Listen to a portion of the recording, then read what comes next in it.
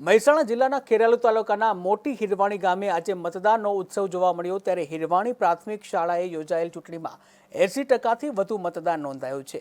વિશેષ વાત એ છે કે ગામની દિવ્યા ચૌધરીએ 18 વર્ષની ઉંમરે પ્રથમ વખત મતદાન કરી અને લોકશાહી પર્વમાં ભાગ લીધો છે। તેમણે જણાવ્યું કે ગામના વિકાસ માટે હંમેશા પોતે મતદાન કરતી રહેશે। જ્યાં પૂર્વ સરપંચ દિનેશભાઈ ચૌધરીએ પણ મીડિયા સમક્ષ મતદાન અંગે વિગતવાર વાત કરી હતી। શું નામ આપનું બેન?